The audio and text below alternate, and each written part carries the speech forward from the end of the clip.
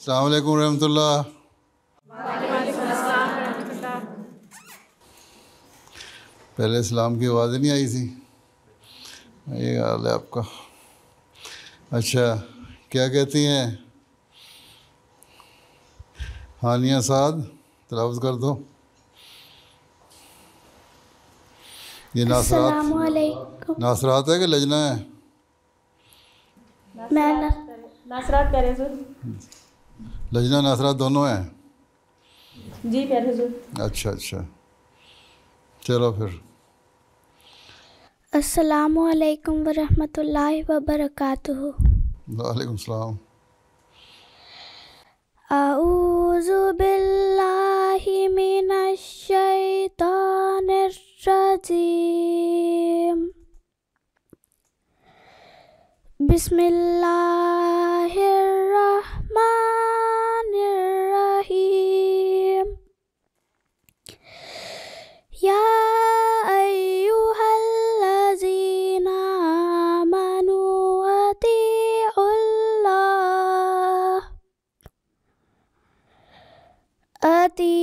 اللہ واطیعوا الرسول واولی الامر منکم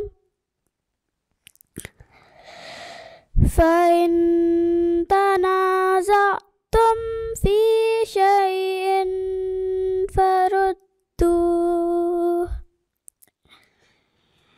فردوه إلی اللہ والرسول إن کنتم تؤمنون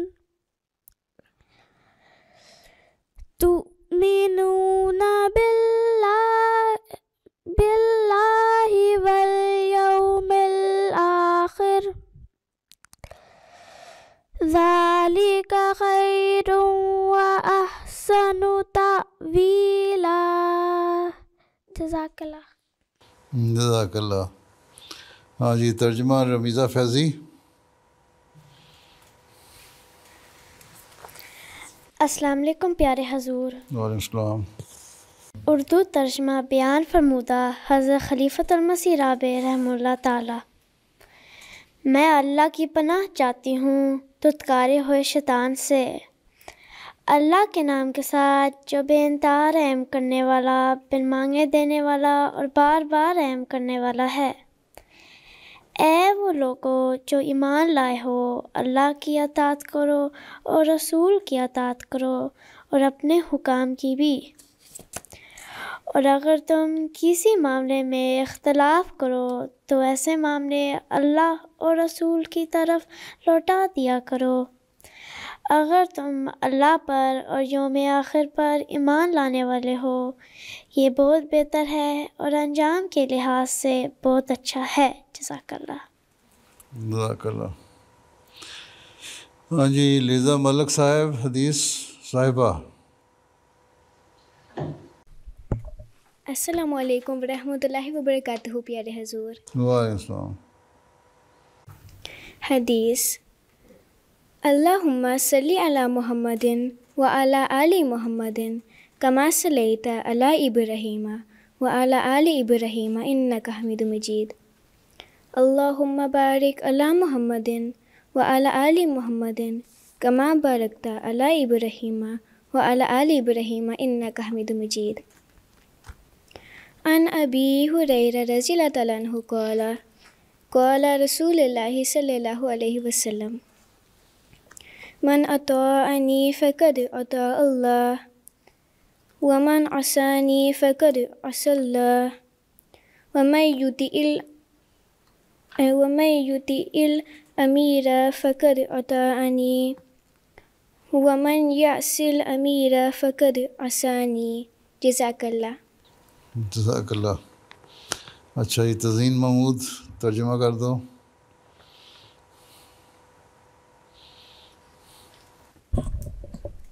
السلام علیکم پیارے حضور. وعلیکم السلام. اردو ترجمہ. حضرت ابو ہریرہ رضی اللہ تعالیٰ عنہ بیان کرتے ہیں کہ حضرت صلی اللہ علیہ وسلم نے فرمایا، جس نے میری اطاعت کی اس نے اللہ کی اطاعت کی، جس نے میری نافرمانی کی اس نے اللہ کی نافرمانی کی، جس نے حاکم وقت کی اطاعت کی اس نے میری اطاعت کی، جو حاکم وقت کا نافرمان ہے وہ میرا نافرمان ہے۔ اللہم صلی علی محمد وعلی آل محمد کما صلیت علی ابراہیم وعلی آل ابراہیم انک حمید مجید۔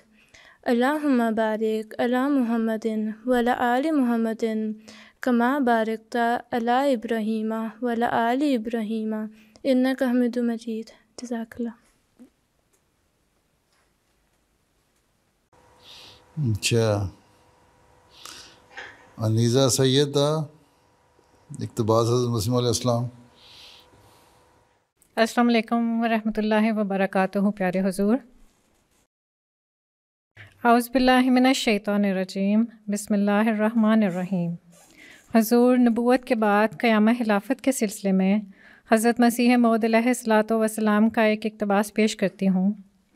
رسالہ الوصیت میں حضرت اقدس مسیح موعود علیہ الصلاۃ والسلام جماعت میں سلسلہ خلافت کے اجراء و قیام کے بارے میں فرماتے ہیں، یہ خدا تعالیٰ کی سنت ہے، اور جب سے کہ اس نے انسان کو زمین میں پیدا کیا ہمیشہ اس سنت کو وہ ظاہر کرتا رہا ہے کہ وہ اپنے نبیوں اور رسولوں کی مدد کرتا ہے اور ان کو غلبہ دیتا ہے، جیسا کہ وہ فرماتا ہے کاتب اللہ لأغلبن انا ورسلی۔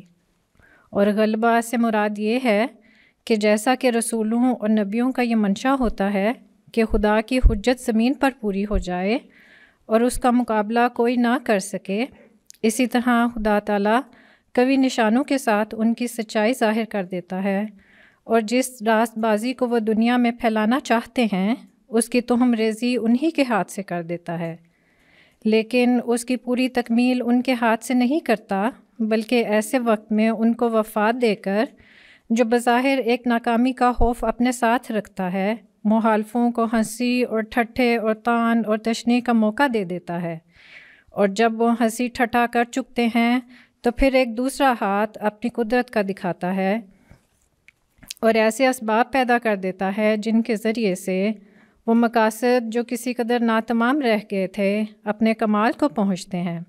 غرض دو قسم کی قدرت ظاہر کرتا ہے، اول خود نبیوں کے ہاتھ سے اپنی قدرت کا ہاتھ دکھاتا ہے، دوسرے ایسے وقت میں جب نبی کی وفات کے بعد مشکلات کا سامنا پیدا ہو جاتا ہے اور دشمن زور میں آ جاتے ہیں اور خیال کرتے ہیں کہ اب کام بگڑ گیا، اور یقین کر لیتے ہیں کہ اب یہ جماعت نابود ہو جائے گی، اور خود جماعت کے لوگ بھی تردد میں پڑ جاتے ہیں اور ان کی کمریں ٹوٹ جاتی ہیں، اور کئی بدقسمت مرتد ہونے کی راہیں اختیار کر لیتے ہیں، تب خدا تعالیٰ دوسری مرتبہ اپنی زبردست قدرت ظاہر کرتا ہے اور گرتی ہوئی جماعت کو سنبھال لیتا ہے۔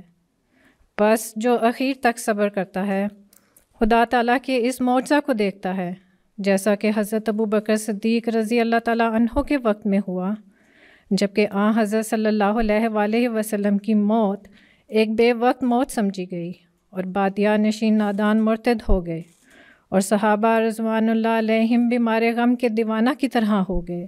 تب اللہ تعالیٰ نے حضرت ابو بکر صدیق رضی اللہ تعالیٰ عنہ کو دوبارہ کھڑا کر کے اپنی قدرت کا نمونہ دکھایا اور اسلام کو نابود ہوتے ہوتے تھام لیا، اور اس وعدہ کو پورا کیا جو فرمایا تھا وَلَا يُمَكِّنَنَّ لَهُمْ دِينَهُمُ الَّذِي ارْتَضَىٰ لَهُمْ وَلَا يُبَدِّلَنَّهُمْ مِن بَعْدِ خَوْفِهِمْ أَمْنًا، یعنی خوف کے بعد پھر ہم ان کے پیر جما دیں گے۔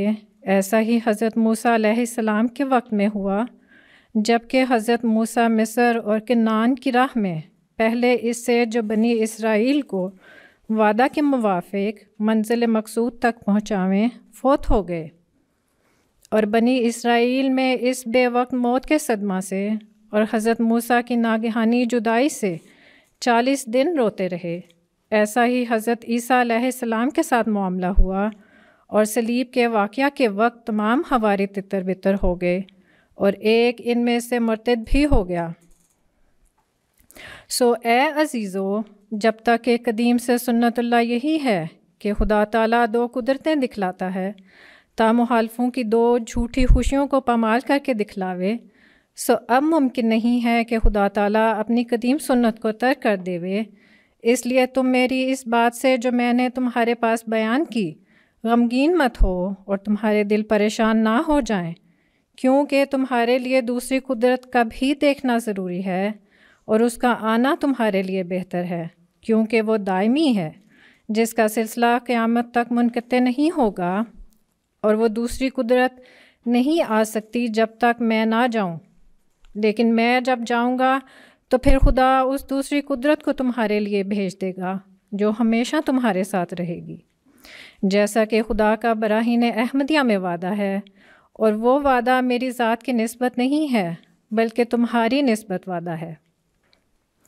خدا تعالیٰ سے دعا ہے کہ وہ ہمیں ہمارے آقا و مولا حضرت اقدس مسیح موعود علیہ السلام کی تعلیمات مبارکہ کے عین مطابق ہماری آخری سانسوں تک خلافت حقہ کے ساتھ اپنی تمام تر وفاؤں اور اخلاص کے ساتھ جڑے رہنے کی توفیق عطا فرمائے، آمین۔ وآخر دعوانا ان الحمد للہ رب العالمین۔ دعوانا آقا و مولا حضرت محمد مصطفیٰ صلی اللہ علیہ وسلم اور آپ کے غلام حضرت مسیح موعود علیہ الصلوۃ والسلام۔ جی حضرت۔ کیا کہتی ہے لجنا؟ السلام علیکم پیارے حضور۔ وعلیکم السلام۔ ہاں جی، کیا کہتی ہو؟ میرا نام ظفر مریم ہے اور میرا یہ سوال ہے کہ ایک حدیث میں آتا ہے کہ اللہ میاں نے فرمایا ہے کہ اگر میں حضرت محمد صلی اللہ علیہ وآلہ وسلم کو نہ پیدا کرتا تو پھر میں اس دنیا کو نہ پیدا کرتا۔ اس کا کیا مطلب ہے اور یہ کیوں فرمایا ہے؟ جزاک اللہ۔ اس کا مطلب یہ ہے کہ اللہ تعالیٰ کو حضرت صلی اللہ علیہ وسلم بہت پیارے تھے، اور اللہ تعالیٰ نے آپ کو کامل انسان بنایا۔ اللہ نے کہا کہ کوئی بھی دنیا میں پرفیکٹ انسان نہیں سوائے ایک کے، جو حضرت محمد رسول اللہ صلی اللہ علیہ وسلم ہیں، اور انسان کے لحاظ سے بھی آپ کو کامل بنایا، آپ کی شریعت کے لحاظ سے بھی آپ کو کامل بنایا، اور دنیا کی ہدایت کے لیے بھی آپ کی ہدایت کو کر دیا۔ تو اللہ تعالیٰ اپنی قدرت کا نمونہ دکھانا چاہتا تھا کہ یہ میری قدرت ہے کہ اس کو میں کامل اور مکمل بنا دوں، اور مقصد پیدائش اللہ تعالیٰ کا کوئی مقصد جو ہے کسی بھی چیز کے بنانے کا بے فائدہ نہیں ہوتا، کسی چیز کو بنانا بے مقصد نہیں ہوتا۔ تو اللہ تعالیٰ نے مخلوق بنائی اور پھر انسان کو بنایا اور ساری مخلوق کو اس کا تابع کر دیا۔ تو اس کا مطلب یہ ہے کہ اللہ تعالیٰ کو آن سلم سے اتنا پیار تھا کہ اللہ تعالیٰ نے اپنے پیار کا اظہار کیا کہ میں نے دنیا ہی اس لیے بنائی ہے کہ حضرت صلی اللہ علیہ وسلم جیسا انسان دنیا میں پیدا کروں، اور پھر دنیا اس کو دیکھے، ان کی شریعت پہ عمل کرے، ان کے نقش قدم پہ چلے، ان کی سنت پہ عمل کرے، اور ایسا کامل اور مکمل انسان ہے جس کے پیچھے چل کے پھر تم اللہ تعالیٰ کا پیار حاصل کر سکتے ہو۔ اگر یہ نہیں تو پھر تمہارا اس دنیا میں آنا بھی بے فائدہ اور فضول ہے، پھر اس دنیا کا مقصد کوئی نہیں رہتا۔ تو اللہ تعالیٰ نے دوسری جگہ فرمایا کہ اللہ تعالیٰ نے انسان کو، جنوں انس کو عبادت کے لیے پیدا کیا۔ جی۔ وما خلقت الجن والانس الا لیعبدون، انسان کو عبادت کے لیے پیدا کیا، جنوں کو عبادت کے لیے پیدا کیا، اور اس کے اعلیٰ ترین معیار جو ہیں وہ حضرت صلی اللہ علیہ وسلم نے قائم فرمائے اور آپ نے ہمیں بتائے۔ تو یہ جو مقصد ہے دنیا کی پیدائش کا، اس کو ہمیشہ سامنے رکھو، حضرت صلی اللہ علیہ وسلم کے اسوے پر چلو، ان کی شریعت پہ عمل کرو، اور دیکھو میں نے کیسا کامل انسان بنا کے تمہارے سامنے نمونے کے طور پر پیش کر دیا، تو تبھی تمہاری زندگی کامیاب ہے، نہیں تو تمہاری زندگی بے فائدہ ہے۔ اور یہ میں اس دنیا کو پیدا ہی نہیں کرتا اگر یہ میرا مقصد نہ ہوتا کہ انسان اپنے اعلیٰ معیار کو حاصل کرے۔ ٹھیک ہے؟ سمجھ آئی؟ کچھ آئی کچھ نہیں آئی؟ جتنی آ گئی اتنی کافی ہے۔ آ گئی سمجھ۔ ٹھیک ہے، جزاک اللہ۔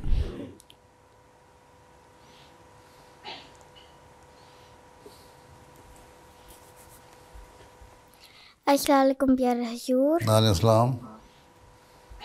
میرا نام زوالون ہے، مجھے رات کو بہت ڈر لگتا ہے. میرا سوال ہے, آپ مجھے کوئی دعا بتا سکتے ہیں؟ اچھا, رات کو سوتے ہوئے دعا یاد کر لو, اللہ تعالیٰ سے دعا کیا کرو, اللہ تعالیٰ مجھے اپنی حفاظت میں لے لے. تم آیت الکرسی آتی ہے تمہیں؟ جی میں سیکھ رہی ہوں. آیت یاد کر, ہاں وہ سیکھ, وہ یاد کر لو اور وہ رات کو پڑھ لیا کرو. ٹھیک ہے؟ ٹھیک ہے. چلو پھر.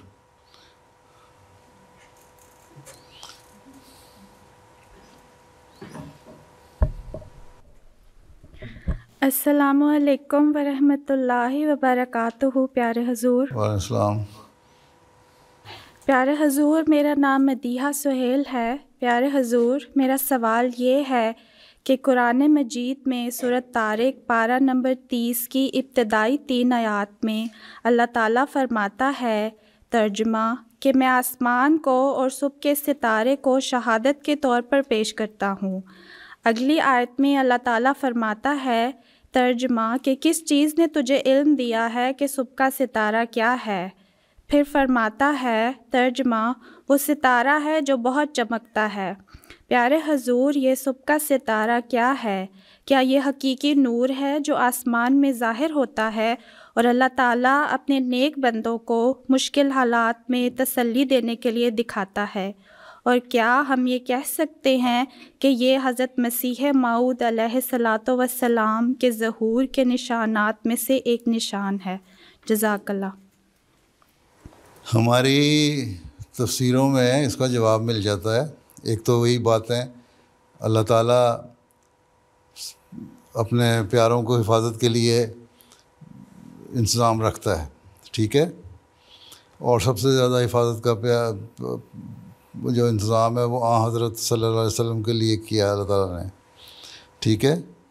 ان کی حفاظت کے لیے ایسے انتظامات کرتا ہے کہ ان کو ہمیشہ اپنی حفاظت میں رکھے, ٹھیک ہے. اسی طرح بعض مفسرین نے یہ بھی کہا کہ بلکہ حضرت مسلم نے بھی لکھا ہے کہ ہر شخص کی حفاظت کے لیے جو اللہ تعالیٰ کی طرف رجوع کرتا ہے اس کے لیے حفاظت کا انتظام کرنے کے لیے اللہ تعالیٰ آسمان سے نظام فرماتا ہے, ٹھیک ہے. پھر ایک یہ بھی ہے تشریح اس کی جو آپ نے حضرت مسیح علیہ السلام پہ کی ہے کہ حضرت صلی اللہ علیہ وسلم کا زمانہ جو تھا سب سے زیادہ تاریک زمانہ تھا, ہیں, اور عیسائی اور دوسرے مذاہب جس طرح حضرت مسیح علیہ السلام نے فرمایا, عیسائی اور دوسرے مذاہب والے بھی کہتے تھے کہ تاریک زمانہ ہے, مذہب کو لوگ بھول گئے تھے, خدا سے دور ہو گئے تھے. اس وقت اللہ تعالیٰ نے روشن ستارہ بھیجا اس تاریکی کو دور کرنے کے لیے اور دنیا کی انسانیت کی حفاظت کرنے کے لیے. پھر یہ زمانہ آیا جب وسلم کی پیشگوئی کے مطابق ایک فیض آوج کا زمانہ تھا, اندھیرے زمانہ تھا 1000 سال کا. اس میں پھر اس کے بعد پھر حضرت مسیح علیہ السلام کو بھیجا جس طرح آپ نے کہا. تو یہ بھی روشنی ستارہ انسانوں کی حفاظت کے لیے اور روشنی دکھانے کے لیے اللہ تعالیٰ نے بھیجا. تو یہ مختلف اس کی تشریحیں ہیں, اور وسلم سے بھی مراد ہے اور حضرت مسیح علیہ السلام سے بھی مراد ہے اس کی, ٹھیک ہے. اور نیک لوگوں کو اللہ تعالیٰ ان کے لیے بھی انتظام کرتا ہے حفاظت کے, تو ان کو فرشتوں کے ذریعے سے حفاظت کرتا ہے, وہ بھی اس سے مراد ہو سکتی ہے, ٹھیک. جی حضور, جزاک اللہ. چلو.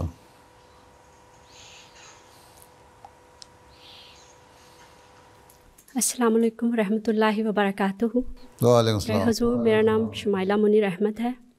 پیارے حضور, ہمارے بچے 2 معاشروں کے درمیان پرورش پاتے ہیں جہاں دن کا ایک بڑا حصہ مغربی ماحول یعنی اسکول کالجز میں گزار کر آتے ہیں اور باقی گھر پر.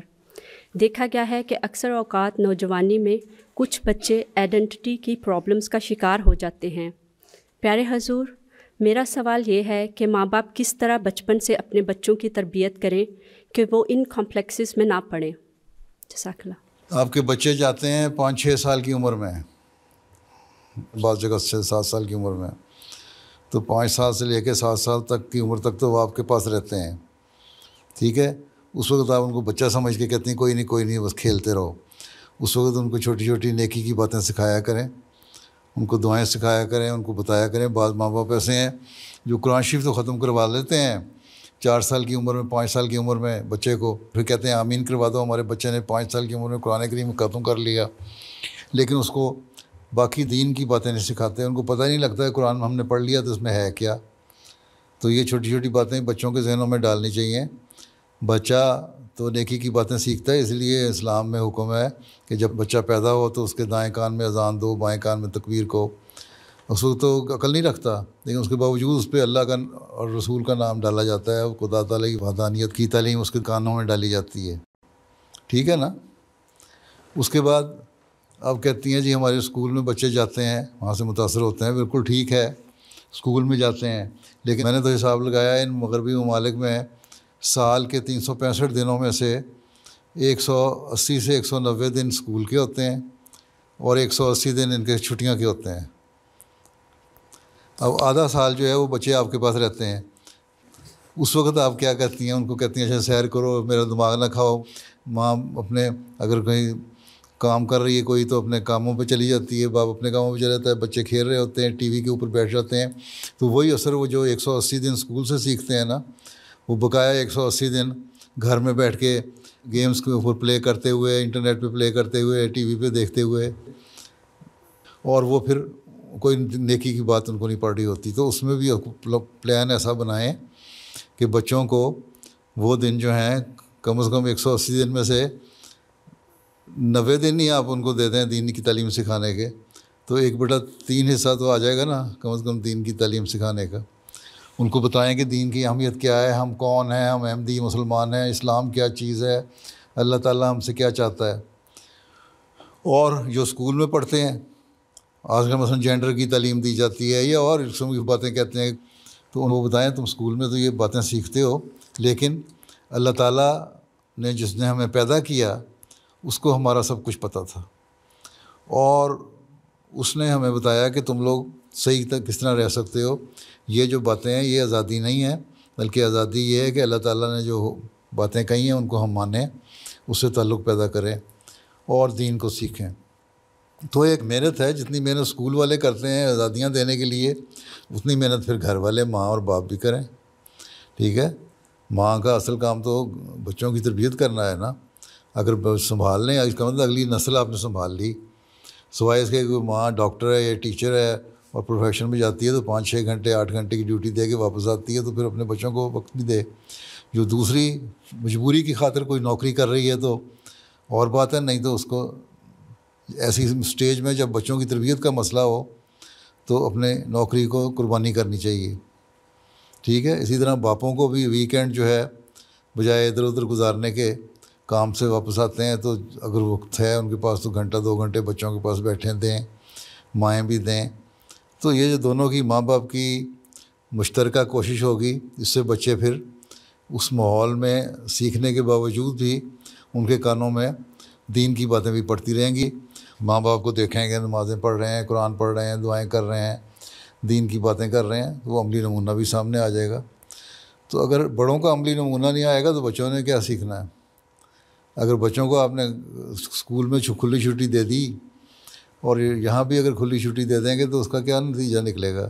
اب یہاں جی بعض جگہ قانون پاس ہو رہے ہیں، اسپین میں بھی ہو گیا کہ بچہ اگر 16 سال کی عمر میں جینڈر اپنا جو مرضی چاہے بدل سکتا ہے۔ تو لوگوں نے سوال اٹھانا شروع کر دیا، شراب پینے کی تم اجازت نہیں دیتے بغیر نگرانی کے 18 سال سے پہلے، اور اس بات پہ تم آزادی دے رہے۔ اس کا مطلب ہے کہ ایک دجالی چال ہے، بہت خطرناک چال ہے، تاکہ دنیا کو دین سے دور کیا جائے اور دہریت کو قائم کیا جائے۔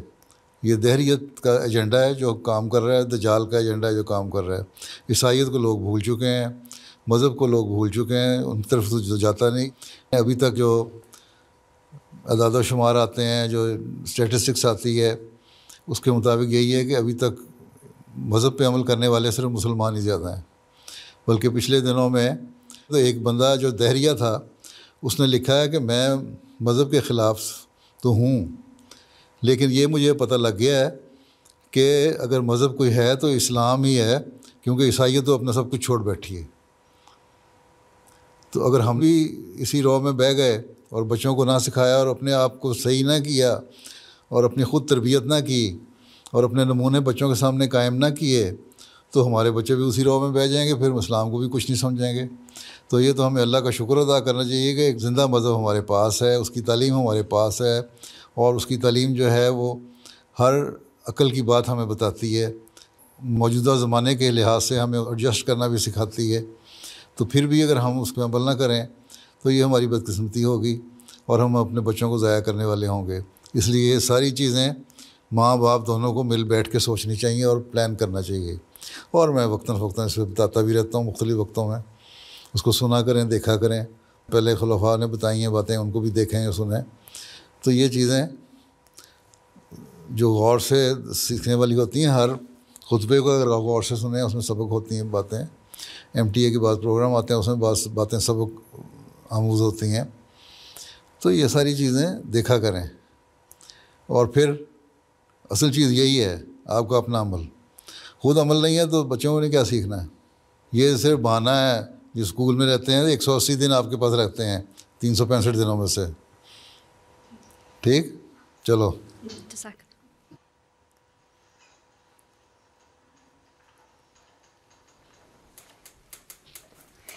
السلام علیکم ورحمۃ اللہ وبرکاتہ۔ پیارے حضور، وعلیکم السلام۔ میرا نام ملیحہ بشارت ہے۔ پیارے حضور، آپ نے فرمایا تھا کہ میرے لیے اور میرے سلطان نصیر کے لیے دعا کریں۔ میں بحیثیت وقف نو آپ کی سلطان نصیر کیسے بن سکتی ہوں؟ جزاک اللہ۔ میرے سلطان نصیر سے مراد یہ تھی میرے سلطان نصیر بننے کے لیے دعا کریں، اس کا مطلب مددگار بنیں۔ حضرت مسیح علیہ السلام کا جو مشن ہے دنیا میں اللہ تعالیٰ کی وحدانیت کو قائم کرنا، اللہ تعالیٰ کے ایک ثابت کرنا، اور اللہ تعالیٰ کے پیغام کو دنیا میں پہنچانا، اور اسلام کے پیغام کو دنیا میں پہنچانا، اور حضرت صلی اللہ علیہ وسلم کے مقام کو دنیا کو بتانا کہ آپ آخری نبی ہیں اور آخری شریعت ہے آپ کی، ہیں قرآن کریم آخری کتاب ہے۔ اور اسی مشن کو پورا کرنے کے لیے اس زمانے میں اللہ تعالیٰ نے حضرت مسیح موعود کو بھیجا، اور اسی مشن کو پورا کرنے کے لیے حضرت مسیح علیہ السلام کے آگے خلافت کا سلسلہ جاری ہوا، ٹھیک ہے؟ خلیفہ وقت جو ہے وہی کام کرتا ہے جو مسیح موعود علیہ السلام کے سپرد اللہ تعالیٰ نے کیا تھا۔ تو خلیفہ وقت اکیلا تو ساری دنیا میں جا کے نہیں کام کر سکتا، اس لیے دنیا میں جو پھیلے ہوئے احمدی ہیں وہ یہ کام کریں، ہاتھ بٹائیں خلیفہ وقت کا، اس کے مددگار بنیں، اپنے آپ کو نیک بنائیں، اپنی عبادتوں کے جو سٹینڈرڈ ہیں ان کو بڑھائیں، لیول بڑھائیں، معیار بڑھائیں، اور نمازیں اچھی طرح پڑھا کریں، 5 نمازیں، پھر نفل پڑھنے ہیں وہ بھی پڑھیں احمدی، اور پھر قرآن کریم کو پڑھیں، اس کا علم حاصل کریں، ٹھیک؟ اور پھر اس پہ عمل کرنے کی کوشش کریں، اس کی نیکیوں کو اختیار کریں اور برائیوں کو چھوڑیں، اللہ تعالیٰ نے جن برائیوں سے منع کیا ہے، اور پھر یہ پیغام دنیا کو بھی پہنچائیں، تبلیغ بھی کریں۔ تو اس طرح آپ لوگ خلیفہ وقت کے سلطان نصیر بن جاتے ہیں۔ سلطان نصیر کا مطلب ہوتا ہے اعلیٰ قسم کے مددگار، ٹھیک ہے؟ تو مدد کرنے والے بن جاؤ۔ اگر عورتیں بھی، بچے بھی، بڑے بھی، جوان مرد بھی، عورتیں بھی کریں تو پھر دیکھو کس طرح جماعت احمدیہ کا پیغام، اسلام کا حقیقی پیغام دنیا میں پہنچتا ہے۔ تم لوگ ڈنمارک میں کوشش کرو، سویڈن والے سویڈن میں کوشش کریں، ناروے والے ناروے میں کوشش کریں، دوسرے ملکوں کے دنیا میں دوسرے ملکوں میں کوشش کریں، تو پھر ایک انقلاب پیدا ہو سکتا ہے، ٹھیک ہے؟ ہاں جی، چلو پھر جزاک اللہ۔ السلام علیکم پیارے حضور۔ وعلیکم السلام۔ میرا نام ہے ملیکہ بٹ۔ پیارے حضور، ہم ناشرات نے عہد کیا کہ آپ کے لیے ہر روز نماز میں دعا کریں گی۔ میرا سوال یہ ہے کہ آپ اتنا کام کرتے ہیں کہ آپ تھکتے نہیں ہیں؟ بس تم دعا کیا کرو نا، تو جب تمہاری دعا ہوگی اور اللہ تعالیٰ اس دعا کو سن لے گا تو پھر میری تھکاوٹ کو اللہ میاں دور کر دے گا خود ہی، ٹھیک؟ ٹھیک ہے نا؟ چلو چلو پھر اللہ حافظ۔ حافظ۔ السلام علیکم ورحمۃ اللہ وبرکاتہ۔ پیارے حضور، السلام۔ میرا نام مریم مبشر ہے۔ پیارے حضور، حضرت مسیح موعود علیہ السلام نے مسیحیت کا دعویٰ 1890 عیسوی میں کیا تھا اور مہدی موعود کا دعویٰ 1891 میں، جو کہ اسلامی کیلنڈر کے مطابق 1307 اور 1308 ہجری بنتا ہے۔ پیارے حضور، میرا سوال ہے کہ ہمیں اس بارے میں کہاں سے علم ملتا ہے کہ امام مہدی اور مسیح موعود کا نزول 14ویں صدی کے آغاز میں ہوگا؟ حدیثیں ہیں یہ تو، جہاں آن وسلم نے فرمایا کہ مسیح موعود آئے گا، دوبارہ ظہور ہوگا مسیح کا، مہدی کے ظہور کی باتیں ہیں۔ پھر آپ نے کہ یہ بھی حدیث ہے کہ مہدی کوئی اور شخص نہیں مگر عیسیٰ ہیں، یہ بھی فرمایا آپ نے۔ مسند احمد کی حدیث ہے، ابن ماجہ میں حدیث ہے کہ مسیح اور مہدی ایک ہی شخص ہیں۔ تو جب آن صلی اللہ علیہ وسلم نے فرمایا اور وہ جو آنے والا مسیح ہے وہ نبی اللہ بھی ہوگا، ہیں، تو یہ چیزیں تو حدیثوں میں ملتی ہیں، آپ مطالعہ کریں تو ہم کو مل جائیں گی، ٹھیک ہے۔ حدیقۃ الصالحین آپ کے پاس کتاب ہے؟ حدیث کی آپ کی لائبریری میں ہوگی، پھر وہ لائبریری سے لے کے پڑھیں۔ اردو پڑھنی آتی ہے؟ اردو پڑھنی تو اس کی آخری صفحے جو ہے نا اس کے حدیثوں کے، ان میں مسیح موعود کے بارے میں ہی بتایا ہوا ہے، ان میں یہ حدیثیں بھی ملتی ہیں، اور یہ بھی ملتی ہے کہ مسیح کون ہے، اس کا حلیہ کیا ہے، اس نے کب آنا ہے۔ یہ بھی حدیث ملتی ہے کہ 1000 سال کے اندھیرے زمانے کے بعد آئے گا، یہ بھی حدیث ملتی ہے۔ 1240 کا عدد لکھا ہوا ہے کہ اس وقت آئے گا، ہیں، 13ویں صدی میں آئے گا، 14ویں صدی کہ اس میں کہ ظہور میں اس کا یعنی کہ اس میں ظہور ہوگا تو 14ویں صدی کا وہ مجدد بھی ہوگا اور مسیح موعود بھی ہوگا اور مہدی بھی ہوگا، ٹھیک ہے۔ تو سالوں کے بارے میں بھی حدیثیں ملتی ہیں۔ 1240 کا حصہ بھی وہاں موجود ہے، 1000 سال کا اندھیرا زمانے کا حصہ بھی موجود ہے۔ بعض حدیثیں یہ ہیں کہ 200 سال کے بعد، تو اس کا مطلب یہ ہے کہ 1000 کا اندھیرا زمانہ اس کے 200 سال بعد۔ تو یہ ساری چیزیں اس طرف اشارہ کرتی ہیں کہ 13ویں صدی کا اختتام اور 14ویں صدی کا شروع، اس میں مسیح موعود نے آنا ہے، ٹھیک ہے۔ تو اور مسیح اور مہدی دونوں آنسر نے فرمایا ایک ہی شخصیت کے دو نام ہیں۔ پھر آسمان سے سریا کو ایمان اگر سریا پہ پہنچ گیا اس کو بھی لے کے آنا ہے۔ آنسر کی حدیث ہے مشہور، وآخرین منہم لما یہلکوا بہم کی قرآن شریف کی جب آیت نازل ہوئی تو آنسر نے لوگوں کے سوال پوچھنے پہ 2-3 دفعہ کے پوچھنے کے بعد جواب دیا سلمان فارسی کے کندھے پہ ہاتھ رکھ کے کہ ان میں سے وہ شخص ہوگا جو لے کے آئے گا، وہ بھی مسیح مہدی کی آمد کی نشانی ہے۔ اور ساری حدیثوں کو جب آپ جوڑ کے پڑھیں تو آپ کو پتہ لگ جائے گا کہ 14ویں صدی، مسیح، مہدی، یہ سارے ایک ہی زمانے کی باتیں ہیں، ٹھیک ہے نا؟ جی، جزاک اللہ۔ السلام علیکم پیارے حضور۔ وعلیکم السلام۔ پیارے حضور، آپ اپنے خطبات اور خطابات میں جماعت کو نصیحت فرماتے ہیں اور ہماری کمزوریوں کی طرف توجہ دلاتے ہیں، اور یا اگر کبھی ہم اپنے اجلاسات میں بعض روحانی کمزوری یا برائی کا ذکر کرتے ہوئے نصیحت کرتی ہیں تو اکثر لوگ تو سمجھتے ہیں کہ یہ نصیحت ہے، کوئی فیصلہ نہیں اور ہر بات پر عمل کرنا ضروری نہیں، اور بعض ایسے بھی ہوتے ہیں جو کہہ دیتے ہیں کہ ہمیں ٹارگٹ کیا جاتا ہے۔ اگر ایسے لوگوں کو علیحدگی میں بٹھا کر نصیحت کریں تب بھی انہیں اچھا نہیں لگتا۔ اس بارے میں پیارے آقا ہماری رہنمائی فرمائیں، جزاکم اللہ۔ بات یہ ہے کہ جو تقریر کرنے والا ہے اگر جنرل نصیحت کر رہا ہے، خطبہ دینے والا جنرل نصیحت کر رہا ہے، تو یہ تو ایک عمومی نصیحت ہے اللہ اور اس کے رسول کے جو حکم ہے اس کے مطابق۔ اب چور کی داڑھی میں تنکا محاورہ ہے، اب ایک شخص میں اگر یہ کمزوریاں پائی جاتی ہیں تو وہ کہتے ہیں نہیں مجھے ہی تم نے ٹارگٹ کیا ہے کیونکہ میرے اندر یہ کمزوریاں پائی جاتی ہیں، تو یہ تو اس کی کم ظرفی ہے یا بیوقوفی ہے جو ایسی باتیں کر رہا ہے۔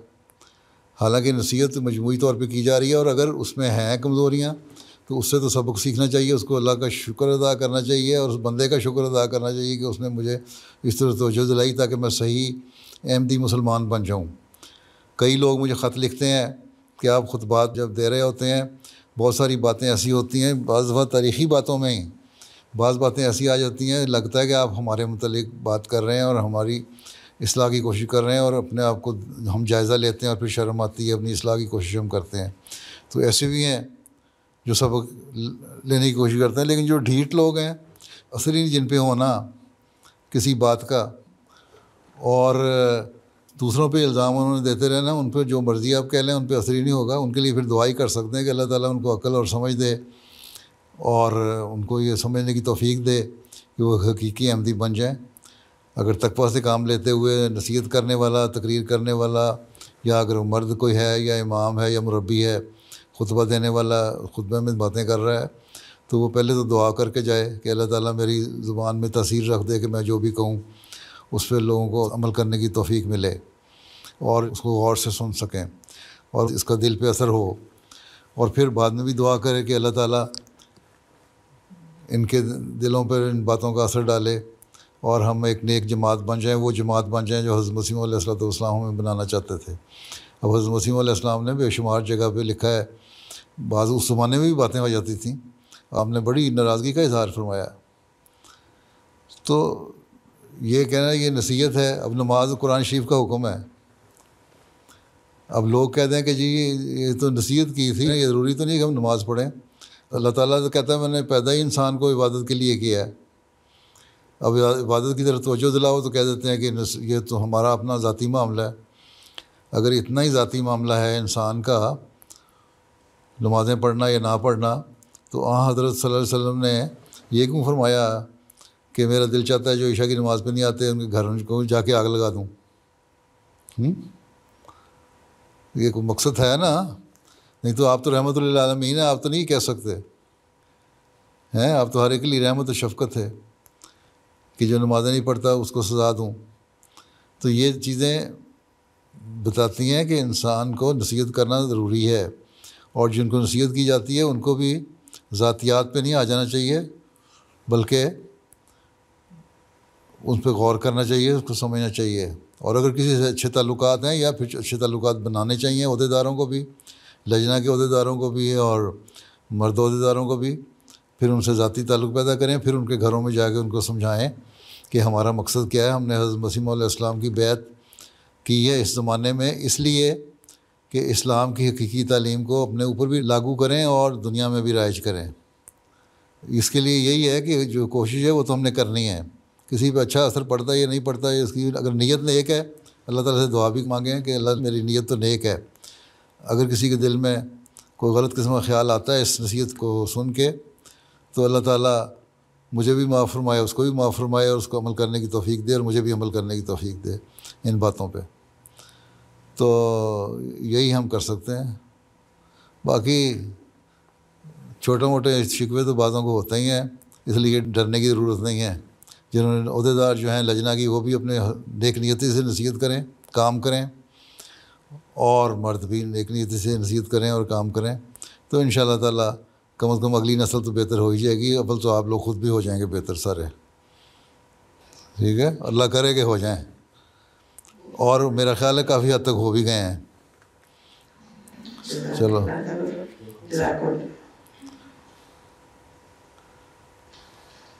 السلام علیکم ورحمۃ اللہ وبرکاتہ. وعلیکم السلام. پیارے حضور حضرت صلی اللہ علیہ وسلم کی سیرت طیبہ کے مطالعہ سے علم ہوتا ہے کہ حضور صلی اللہ علیہ وسلم اپنے گھر پر عام روزمرہ کے کاموں میں اہل خانہ کا ہاتھ بٹاتے تھے. پیارے حضور آج کل کے ماحول میں بعض اوقات حالات اور مجبوری کے باعث بعض عورتوں کو بھی نوکری کرنی پڑتی ہے اور وہ گھریلو ذمہ داریاں ادا کر رہی ہوتی ہیں. دیکھا گیا ہے کہ ایسے حالات میں اکثر مرد گھر پر اہل خانہ کی مدد نہیں کرتے. پیارے آقا اس بارے میں ہماری رہنمائی فرمائیں. جزاک اللہ. ابھی تک اتنی جو رہنمائی تقریروں میں کرتا رہتا ہوں، لجنہ کے جلسوں کے تقریروں میں بھی، اجتماعوں پہ بھی، وہ کافی نہیں ہوتی. جس مرد نے سننا ہی نہیں ہے اس کو میں کیا کہہ سکتا ہوں. جو مرد اللہ کا حکم نہیں مانتا، نمازیں پڑھنے کا، قرآن پڑھنے کا، اللہ رسول کا حکم نہیں مانتا، اس نے میری بات کیا ماننی ہے. ٹھیک ہے، میں تو ہمیشہ نصیحتیں کرتا رہتا ہوں اور بتاتا رہتا ہوں کہ حضرت صلی اللہ علیہ وسلم کرتے تھے. آپ کے اس وقت پہ چلنا ضروری ہے. اللہ تعالیٰ نے فرمایا کہ حضرت وسلم کے اس پہ چلو اگر تم لوگوں نے ترقی کرنی ہے تو بہت سارے مرد ہیں کرتے ہیں مدد. ابھی میں نے کہا بچوں کی تربیت کے بارے میں بھی کہ اپنے نمونے دونوں کو دکھانے ہوں گے. گھروں کے ماحول کو خوشگوار رکھیں گے تو نمونے قائم رہیں گے نا. اور وہ خوشگوار اسی صورت میں ہو سکتے ہیں کہ جہاں مجبوری ہے وہاں مرد کو پھر عورت کا ہاتھ بٹانا چاہیے, اور اگر نہیں بٹاتے تو وہ غلط کرتے ہیں. نصیحت کا جہاں تک سوال ہے, نصیحتیں تو بے شمار پہلے بھی کی جا چکی ہیں, ہوتی بھی رہتی ہیں اور آئندہ بھی ہوتی رہیں گی. پر یہ دعا کیا کریں کہ آپ کے مرد جو ہیں ان نصیحتوں پہ عمل کرنے والے ہوں. ٹھیک ہے, آپ بھی دعا کیا کریں اللہ تعالیٰ ان کو عقل دے اپنے خامدوں کو. ٹھیک ہے, خود بھی دعا کریں اور حق ادا کریں. آپ کی شاید شرم آ جائے کسی کو, جب کوئی سوائے اس کے بہت ہی کوئی بے شرم ہو تو نہیں آئے گی, باقی تو آ ہی جائے گی. ٹھیک ہے جی, جزاک اللہ حضور.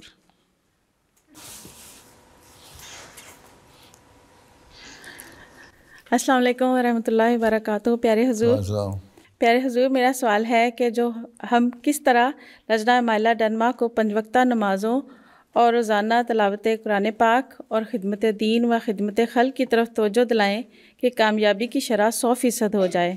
پیارے آقا ہماری رہنمائی فرمائے اور دعا کی بھی آجزانہ درخواست ہے. بات یہ ہے کہ 100% ہو جائے, اس کے بعد آپ بیٹھ جائیں گے آرام سے, پھر اس کو مینٹین کرنا پڑے گا نا. جی انشاءاللہ. ٹھیک ہے, پھر اس کے لیے بھی کوشش کرنی پڑے گی. یہ تو انسان کا اتار چڑھاؤ آتا رہتا ہے. ٹھیک ہے, اور اس لیے اللہ تعالیٰ نے قرآن شریف میں بھی فرمایا تم نصیحت کرو اور نصیحت کرتے چلے جاؤ. آپ صلی اللہ علیہ وسلم کو بھی یہی حکم تھا.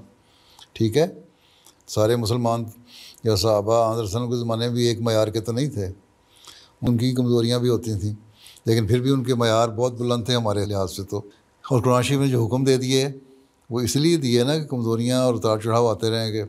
تو ہمارا کام یہ ہے کہ نصیحت کرتے چلے جانا, کوشش کرتے چلے جانا, اور اس کو حاصل کرنے کی ٹارگٹ کو 100% کوشش کرنا. باقی دور ساتھ ساتھ دعا بھی کرنا اللہ تعالیٰ سے.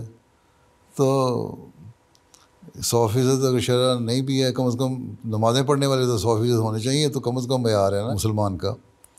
پھر قرآن شریف پڑھیں گے, اس پہ عمل کریں گے. تو دنیا داری اصل میں زیادہ ہو گئی ہے.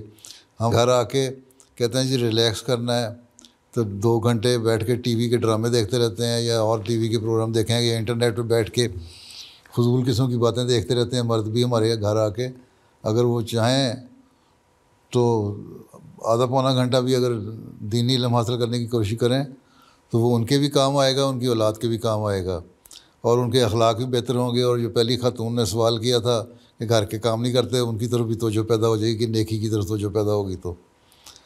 تو لجنہ میں بھی اور مردوں میں بھی دونوں کو مل کے کوشش کرنی چاہیے. اسی طرح لجنہ کو یہ کوشش کرنی چاہیے کہ ان کے گھر کے جو مرد ہیں ان کو توجہ دلاتے رہیں کہ نماز پڑھو. اگر وہ نماز نہیں پڑھ رہے تلاوت کی طرف توجہ دلائیں, اور ان کی توجہ دلانے سے ان کے جو بچوں میں, لڑکوں لڑکیوں میں بھی توجہ پیدا ہوگی. پھر بچے جو ہیں ان کی تربیت کا ماں کا زیادہ اثر ہوتا ہے ایک عمر تک. تو اس میں اگر ان کو عادت ڈال دیں تو کم از کم آئندہ نسل تو سنبھالی جائے گی نا, کہ نمازیں پڑھنے والے بھی ہوں گے, قرآن پڑھنے والے بھی ہوں گے, جماعت کا کام کرنے والے بھی ہوں گے, خدمت خلق کرنے والے بھی ہوں گے. تو اس طرح توجہ دلائیں تو کم از کم اگلی نسلوں کو سنبھالیں. یہ شارٹ ٹرم پلان نہ کریں. ایک تو ایک شارٹ ٹرم پلان ہے نا, تھوڑے عرصے کا پلان, کہ ابھی اپنی جو موجودہ ہمارے پاس لجنہ ناصرات ہے وہ اس کو کس طرح ٹھیک کرنا ہے. پھر یہ کہ ان کی اچھی تربیت کر کے ہم نے اگلی نسل کو کس طرح سنبھالنا ہے. تو جو ترقی کرنے والی جماعتیں ہوتی ہیں وہ لمبے عرصے کے پلان بھی بناتی ہیں. پھر یہ دیکھیں اگلی نسلوں کو ہم نے کس طرح تربیت کر کے دینا, تاکہ وہ بھی دین سے جڑی رہیں اور دین کا علم سیکھیں اور اللہ تعالیٰ کی عبادت گزار بنیں. ٹھیک ہے, تو یہ مسلسل کوشش ہے, کوشش کے بغیر کچھ نہیں ہوتا. یہ نہیں ہے کہ ہم 100% اچیو کر لیا تو ہم بیٹھ جائیں گے. بیٹھنے کا کوئی نہیں وقت ملتا ایک مومن کو. مومن کی زندگی تو بس ہر وقت اسٹرگل ہے. ٹھیک ہے, چلو پھر. پیارے حضور خدمت میں دعا کی درخواست ہے. کچھ لجنہ دوسرے ہال میں بیٹھی ہوئی ہیں, چھوٹے بچوں کی وجہ سے وہ اس ہال میں نہیں آ سکی, ان کے لیے بھی دعا کی درخواست ہے. اچھا, اب یہاں اپنے نیچے بیسمنٹ میں بیٹھی ہوئی ہیں؟ جی پیارے حضور بیسمنٹ والا ہال میں بیٹھی ہیں نا؟ جی ناصر ہال میں. ہاں جی. اچھا ٹھیک ہے. اور کون ہے کوئی سوال اور کہ نہیں ختم ہو گئے؟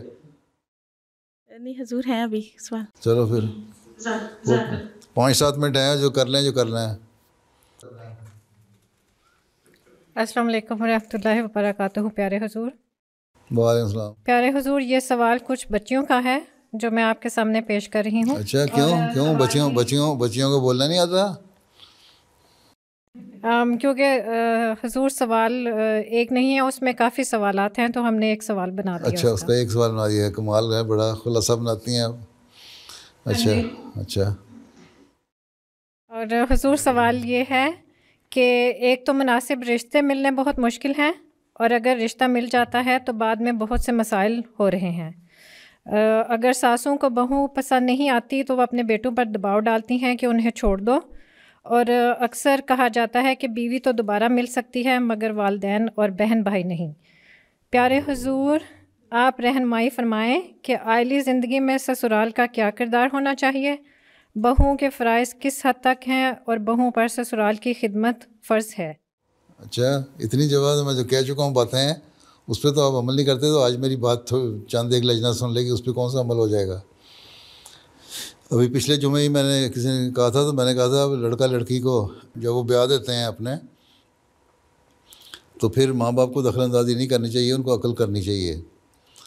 اللہ تعالیٰ نے یہ تو کہا ہے کہ ماں باپ کی عزت کرو، خدمت کرو، ان کو اف نہ کہو، لیکن یہ نہیں کہا کہ ماں باپ بہوؤں پہ ظلم کرتے رہیں اور پھر بھی جو خامد ہے وہ بھی الٹا اپنی بیوی پہ ظلم کر دے، بجائے اس کے کہ ماں باپ کو سمجھانے کے. اس کا پھر طریقہ یہ ہے کہ جو رشتہ کرنا ہے تو دعا کر کے اللہ تعالیٰ سے رشتہ کرنا چاہیے. ماں باپ کو بھی کہو کہ آپ دعا کر لیں، لڑکا بھی دعا کر لے، لڑکی بھی دعا کر لے، اور کہتے ہیں کہ اگر رشتہ قائم ہو جاتا ہے تو پھر یہ نہیں ہے کہ کل کو مجھے دخل اندازیاں کر کے رشتہ توڑنے اور چھوڑنے پہ مجبور کریں. تو ایک تو پہلی چیز دعا ہے، اور اس کے لیے استخارہ بھی کرنا چاہیے، اللہ تعالیٰ سے خیر مانگنی چاہیے کہ جو رشتہ ہے وہ اچھا ہو اور خیر والا رشتہ ہو. ٹھیک ہے، صرف محبت اور عشق کا رشتہ نہیں ہونا چاہیے، بلکہ اللہ تعالیٰ کی رضا کو حاصل کرنے والا رشتہ بھی ہونا چاہیے. ٹھیک ہے، یہی آن رسول نے فرمایا کہ تم کسی کا حسن دیکھ کے، اس کی دولت دیکھ کے، اس کا خاندان دیکھ کے رشتہ نہ کرو صرف، بلکہ دین دیکھ کے رشتہ کرو. تو عورتوں اور مردوں کو، لڑکوں اور لڑکیوں کو یہ احساس اگر دلا دیں ماں باپ تربیت کر کے کہ دین کو دیکھ کے رشتہ کرنا ہے، تو ماں باپ کی اپنی بھی اصلاح ہو جائے گی، اور لڑکے لڑکی جو رشتہ کر رہے ہیں ان کی بھی اصلاح ہو جائے گی، اور وہ اپنے دین کو مقدم کرنے والے ہوں گے. کھڑے ہو کے عہد دہرا دینا ہم دین کو دنیا پہ مقدم رکھیں گے، تو یہ سے کوئی فائدہ کوئی نہیں. اصل تو چیز دے اپنے عمل سے ثابت کرنا ہوگا کہ آپ نے دین کو دنیا پہ مقدم کیا ہے کہ نہیں. اور اس کے لیے شادی شدہ لوگوں کے لیے بھی ایک اس میں ہدایت یہ ہے کہ وہ دیندار لڑکی تلاش کریں اور لڑکی دیندار لڑکے کو تلاش کرے، بجائے ایک دنیاوی باتیں دیکھنے کے. ٹھیک ہے، پھر ماں باپ کو بھی جہالت نہیں دکھانی چاہیے، ان کو بھی برداشت کرنا چاہیے. بہو کو بھی آ کے بلا وجہ ضدی نہیں ہونا چاہیے، اور چھوٹی چھوٹی باتوں پہ ساسوں سے لڑائی یا نندوں سے لڑائی نہیں کرنی چاہیے. اور اول تو یہی ہے کہ سوائے اشد مجبوری کے کہ ماں باپ بہت بوڑھے ہیں اور ان کے ساتھ رہنا ضروری ہے اور کوئی اور بچہ ساتھ نہیں ہے، تو پھر رہ لینا، اکٹھے رہنے میں کوئی حرج نہیں. لیکن عموماً شادی کے بعد لڑکے اور لڑکی کو اپنا گھر علیحدہ لینا چاہیے. پھر کہتے ہیں جی یہاں مہنگائی بڑی ہے، کرائے پہ مکان لینا بڑا مشکل ہے، ہم افورڈ نہیں کر سکتے، اس لیے ماں باپ کے ساتھ رہتے ہیں ایک کمرے میں. پھر جب رہتے ہیں تو پھر جس طرح وہ کہتے ہیں نا پنجابی میں، برتن ایک قریب پڑے ہوں تو ایک برتن کو اٹھاؤ تو دوسرے سے ٹکرا جاتا ہے، ٹھک کی آواز آتی ہے. تو اس طرح ساس اور بہو کی بھی ٹھک ٹھک کی آوازیں آتی رہتی ہیں، اور نند اور بھابھی کی بھی ٹھک ٹھک کی آوازیں آتی رہتی ہیں. پھر عقل استعمال کرنا چاہیے، صرف برتن بن کے نہ رہیں بلکہ اخلاق دکھائیں اور انسان بن کے بیہیو کرنا چاہیے ساروں کو. تو یہ تو تربیت کا اثر ہے. اس پہ تو عائلی مسائل اور ان کا حل میں نے جو مختلف تقریریں کی ہوئی ہیں اس پہ لجنہ نے کتاب کمپائل کر لی تھی، پھر اس کا انگلش ترجمہ بھی ہو چکا ہے. وہ اپنی لجنہ کو پڑھنے کو دیں، اپنی ساسوں کو پڑھنے دیں. اردو میں ہے، اول تو انگلش ساروں کو آتی ہے، نہیں آتی تو ڈینش میں ترجمہ کریں. اب یہ ہر لجنہ پڑھے تو آپ ہی آپ کے مسائل حل ہو جائیں گے. میری تو اتنی موٹی کتاب دے چکا ہوں آپ کو، عائلی مسائل اور ان کا حل، اس پر عمل کریں نا پھر. ٹھیک ہے نا؟ جی چلو اور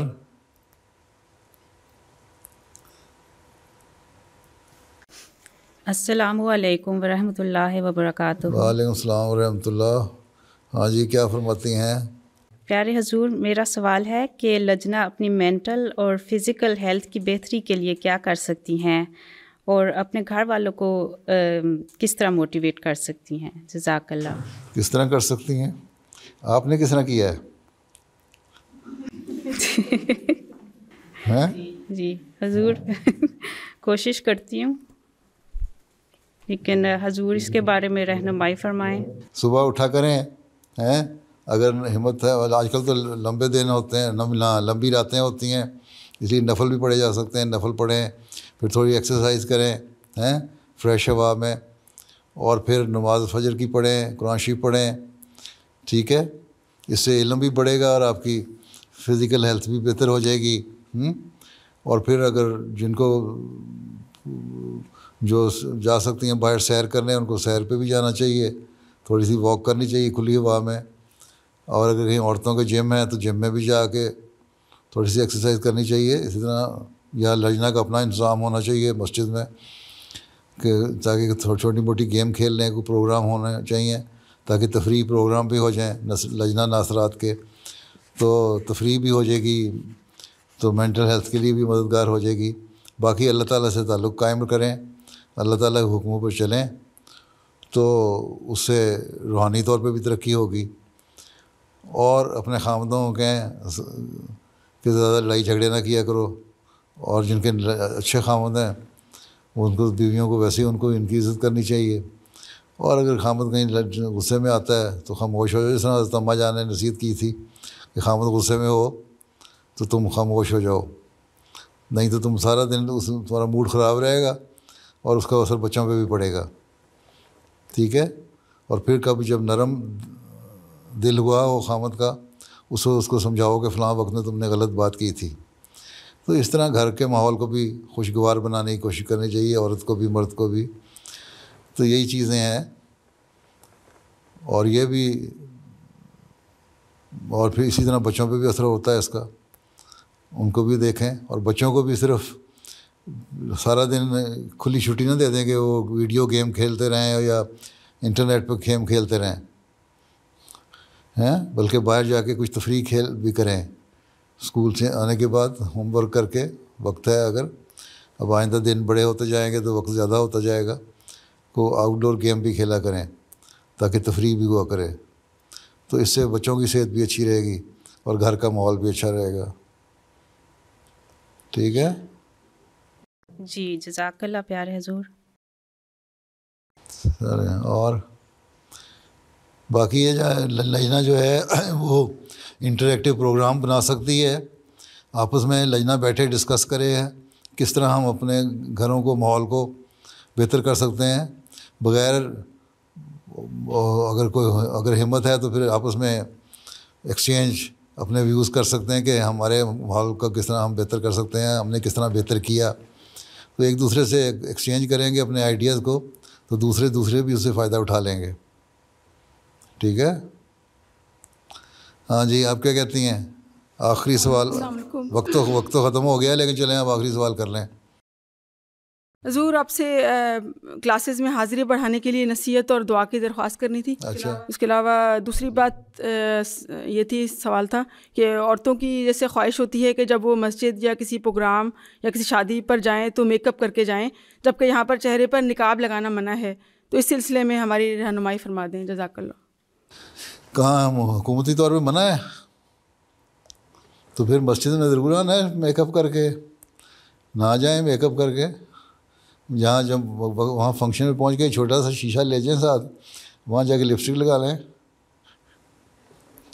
اور جو کہتی ہیں ہم اپنی گاڑی میں آتے ہیں تو اس لیے میک اپ کرتے ہیں، ان کے بارے میں کیا رہنمائی؟ جو کہتی ہیں ہم اپنی گاڑی میں آتے ہیں اس لیے میک اپ کر کے آتے ہیں، مسجد کو میک اپ کرنے کے لیے کوئی فینسی ڈریس شو یا وہ شو تو نہیں ہے اپنا دکھانے کا شو، یہاں مسجد میں آتے ہیں دینی پروگرام کے لیے آتے ہیں، یہاں کوئی اپنے نمائش کرنے یا زیور دکھانے یا میک اپ دکھانے تو نہیں آتا کوئی۔